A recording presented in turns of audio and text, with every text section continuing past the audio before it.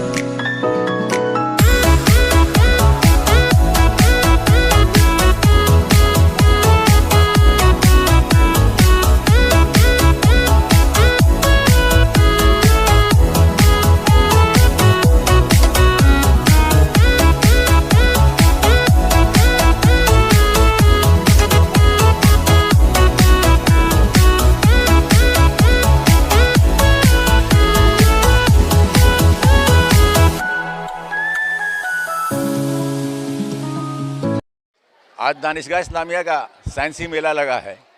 चूँकि आप जानते हैं कि 2 साल लॉकडाउन के बाद ये अदारा खुला है, एक गमा-गमी नहीं थी तो साइंस मेला लगाया गया है। आज का सिक्का राजुल वक्त साइंस और टेक्नोलॉजी है, इसे इनहराफ नहीं किया सकता।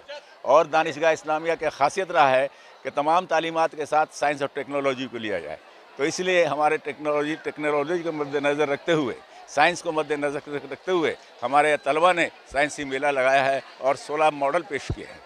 तो बहुत ही अच्छा रहा। हमारे मुलायम घटक बाप साहब जो हमारे फंक्शन के चीफ गेस्ट थे वो आए, उन्होंने तमाम मुआयना किया हमारे स्टॉल का, हमारे बच्चों को हौसला अफजाई की शाबाशी दी और हम लोगों को भी इस सिलसिले में अपने नेक ख्वाहिशात का इजहार किया। ये हमारे लिए बहुत खुशी का मौका है।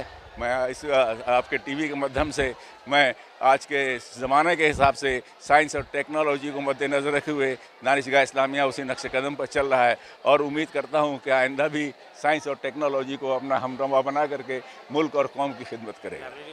और एक बड़ी खुशी की बात है कि इस मौका पर हमारे चीफ गेस्ट श्री मुलाई घटक जी ने हमारे दानिशगाह इस्लामिया के एक लाइब्रेरी के लिए 3 लाख रुपया देने का ऐलान किया है और वो कहे कि आप इस हफ्ते के अंदर दे दीजिए तो इंशाअल्लाह 3 लाख रुपया आपको दिया जाएगा। आप लाइब्रेरी बनाइए, इन बच्चों की हौसला अफजाई कीजिए और पढ़ने लिखने का माहौल पैदा कीजिए। बहुत शुक्रिया, बहुत शुक्रिया।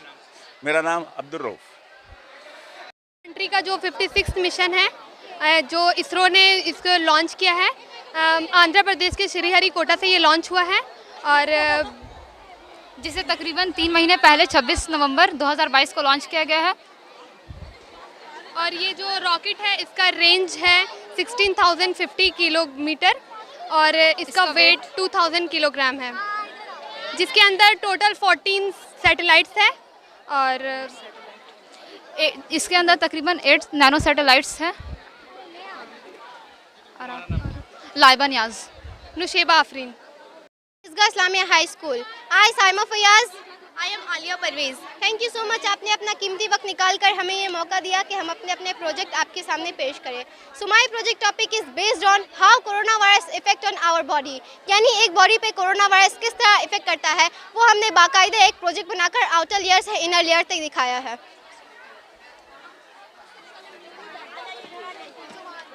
सो ये हमारा एक हेल्दी बॉडी है, ये हमारा ब्लड सर्कुलेटरी सिस्टम है, ये हमारा मस्कुलर सिस्टम है और ये हमारा इनर लेयर है।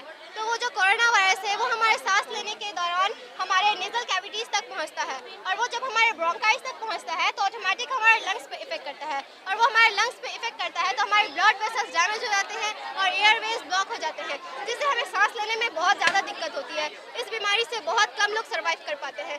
As we know that young people have strong immune system, वो लोग तो सर्वाइव कर लेते हैं, लेकिन जिसके जो बूढ़े हैं, बच्चे हैं, उनके इम्यून सिस्टम उतने स्ट्रॉन्ग नहीं है, वो लोग सर्वाइव नहीं कर पाते हैं। लंग्स के बाद ये हमारे पैनक्रियाज को इफेक्ट करते हैं। पैनक्रियाज में ये अक्यूट पैनक्रियाटिस डिसीज़ कर देते हैं, जिसकी वजह से पैनक्रियाज इन्फ्लेम्ड हो जाते हैं और उससे रिलीज़ होने वाले इंसुलिन बहुत लो अमाउंट में रिलीज़ होते हैं, जिसकी वजह से बॉडी में इंसुलिन की तादाद कम हो जाती है और जिसकी वजह से ग्लूकोज लेवल इंक्रीज़ हो जाता है और लोगों में ब्लड डायबिटीज़ के पेशेंट्स को तकलीफ होती है। इसके बाद ये हमारे लीवर को इन्फेक्ट करती है। लीवर में जो हमारे एंजाइम्स रिलीज़ करती हैं जैसे एलेनाइन और हमारा एक्रोमेंटिफेसिस वगैरह को बहुत ज़्यादा अमाउंट में रिलीज़ कर देती है, जिसकी वजह से लीवर बढ़िया घट जाता है।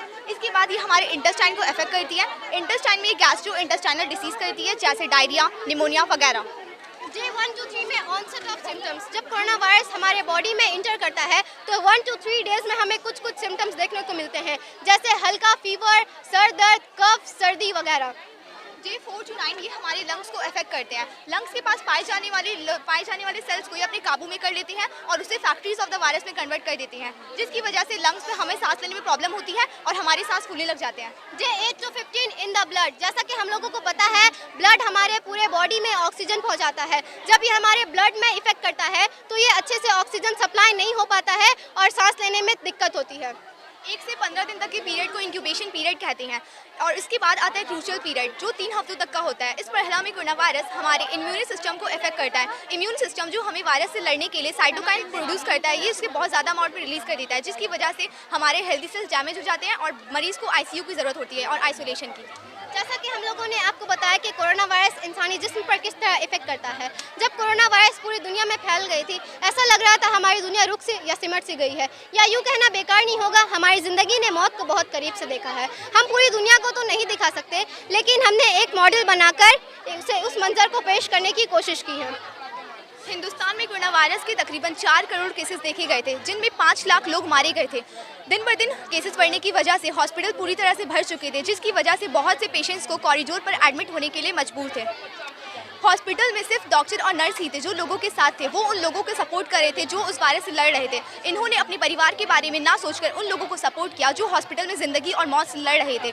इस दौरान बहुत से डॉक्टर और नर्सेज की जानें भी गईं। हमने यहाँ यूनिटी दिखाने की कोशिश की है, किस तरह हिंदुस्तान में अलग अलग रिलीजन ने आपस में लड़कर, आपस में एक साथ मिलकर इस बीमारी का सामना किया। इस पूरी दुनिया में हिंदुस्तान एक वाहिद मुल्क था जिसमें अलग अलग रिलीजन के लोग एक दूसरे के साथ मिलकर इस बीमारी का सामना कर रहे हैं। जैसा कि हम लोगों को पता है, लॉकडाउन लगने से सारे ट्रांसपोर्ट सिस्टम बंद हो चुके थे, जैसे ट्रेन, बसेस, गाड़ियाँ, सारे सवारी के सिस्टम बंद हो चुके थे। जो जहाँ थे वो वहीं रुक गए थे। दूर दराज के मजदूर जो अपने घरों से दूर काम करने के लिए जाते हैं, वो अपने रिश्तेदारों और घर वालों से मिलने के लिए बिलक रहे थे। माँ अपने बेटे से मिलने के लिए, बेटे अपने माँ से मिलने के लिए, शौहर अपनी बीवी से मिलने के लिए परेशान थे। जब उन्हें कोई रास्ता नहीं दिखा तो उन्हें मजबूरन पैदल सफ़र करने का फैसला किया। जैसा कि हम लोगों ने यहाँ पर दिखाया है, एक गरीब आदमी अपने पूरे परिवार के साथ पैदल सफ़र कर रहा है। हमने यहाँ पर एक छोटी सी बच्ची को भी दिखाया है। शायद इस बच्ची की पैरों में चप्पल ना हो और इसी पैदल सफ़र करने की वजह से बहुत से ऐसे भी लोग हैं जिन्होंने आधे रास्ते में ही अपना दम तोड़ दिया।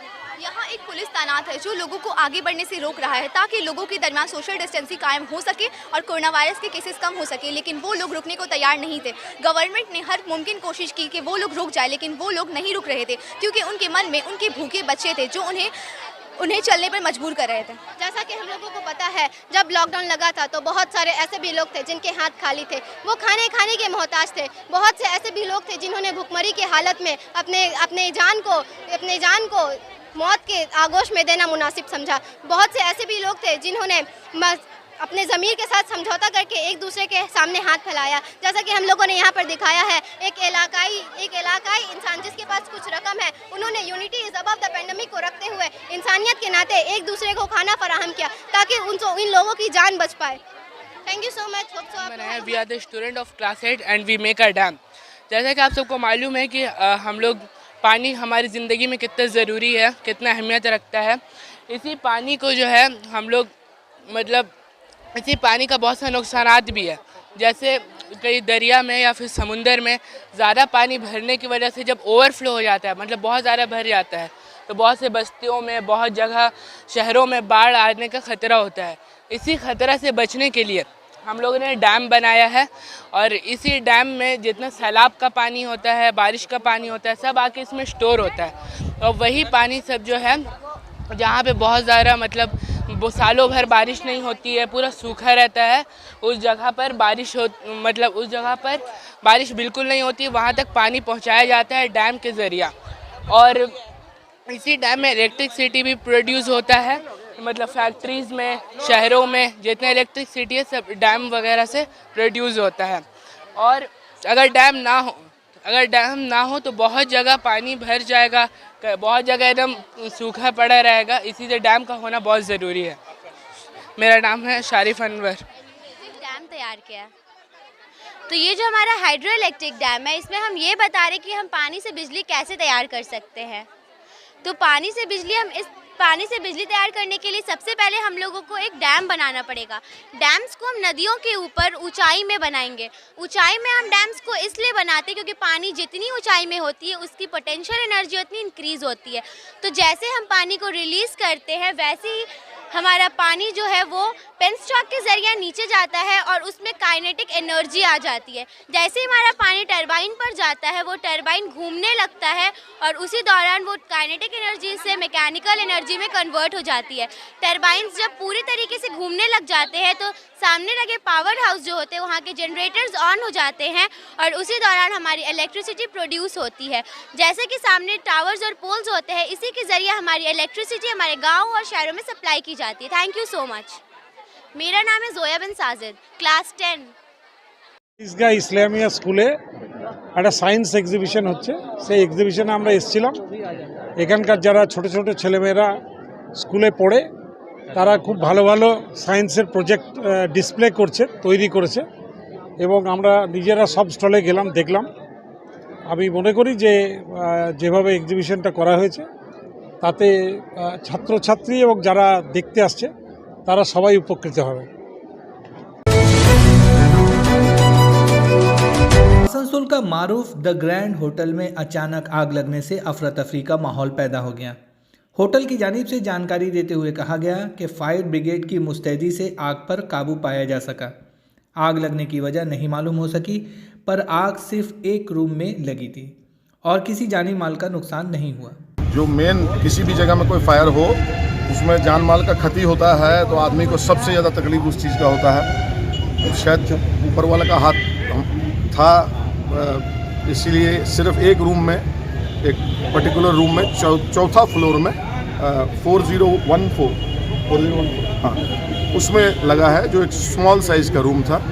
अब कारण क्या है फायर का, देखिए क्योंकि वो कहीं भी और नहीं लगा, सिर्फ एक ही रूम में लगा है, तो फायर डिपार्टमेंट वाले लोग भी चेक करेंगे कि कारण क्या है इसका। लेकिन नॉर्मली जो होता है ये कोई ना कोई शायद इलेक्ट्रिकल फॉल्ट होता है। अब हमको ये नहीं पता, जब तक वो असेस करेंगे हम आपको 3 चीज़ बता सकते हैं कि सिर्फ एक रूम में फायर हुआ है और वो फायर पूरा कंट्रोल में आ गया जल्द से जल्द। बहुत धन्यवाद करते हैं हम फायर डिपार्टमेंट का, उन्होंने बहुत क्विक उसको कंट्रोल करके बंद कर दिया। और तीसरा बात देखिए कि उसका एक्चुअल रीज़न क्या है, क्योंकि किसी भी दूसरे रूम में उसका कनेक्टिविटी नहीं हुआ फायर का। अब उसमें उस पर्टिकुलर रूम में कोई गैजेट ऐसा यूज़ हो रहा था या कुछ ऐसा हो रहा था, उसका नॉलेज हमको नहीं है। वो जैसे पता चलेगा आपको भी हम बता देंगे, हमको जैसे इसका रीज़न। फायर एक्सटिंग्विशर जो रहना चाहिए होटल में वो क्या काम किया? हमारे होटल में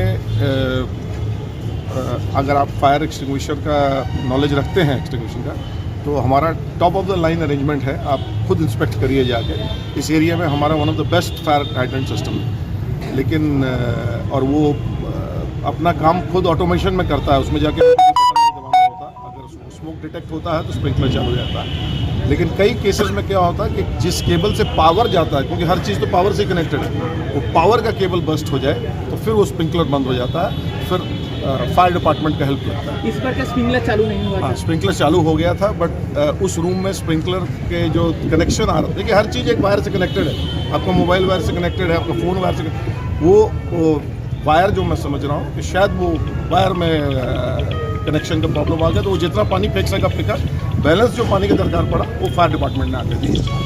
बहुत सारे आग नहीं फैला, लेकिन बहुत सारे धुआं का एक पैनिक हो गया था, वो उसके बारे में